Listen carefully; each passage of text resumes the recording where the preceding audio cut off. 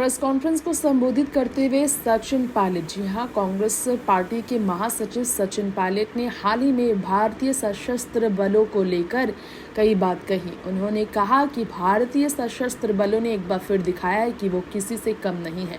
पिछले 24 घंटों में घटनाओं का क्रम तेजी से चर्चा का विषय बना। 10 मई को भारत और पाकिस्तान के बीच सैन्य संघर्ष पर विराम लगा, सीज फायर के साथ।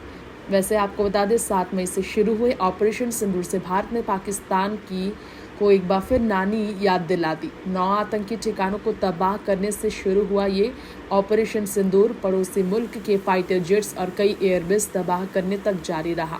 अब शनिवार को अमेरिका के दखल के बाद दोनों देशों के बीच सीज फायर पर सहमति तो बनी। इस कदम पर भारत में 2 धड़े हो गए हैं। कांग्रेस के युवा नेता सचिन भी ट्रंप के इस कदम से हैरत में हैं। उन्होंने प्रेस कॉन्फ्रेंस के दौरान 1994 में पास हुए एक प्रस्ताव की याद दिलाई और इसका कनेक्शन पाकिस्तान अधिकृत कश्मीर से है। प्रेस कॉन्फ्रेंस को संबोधित करते हुए सचिन पायलट ने कहा कि भारतीय सशस्त्र बलों ने एक बार फिर दिखाया वो किसी से कम नहीं। 24 घंटे में घटनाओं का क्रम तेजी से बदला है। हम इस बात से हैरान थे कि अमेरिकी राष्ट्रपति डोनाल्ड ट्रंप ने युद्ध विराम की घोषणा की। ऐसा पहली बार हुआ। सोशल मीडिया पोस्ट में जो लिखा गया वो ध्यान देने योग्य है। यह कश्मीर मुद्दे को अंतर्राष्ट्रीय बनाने का प्रयास है।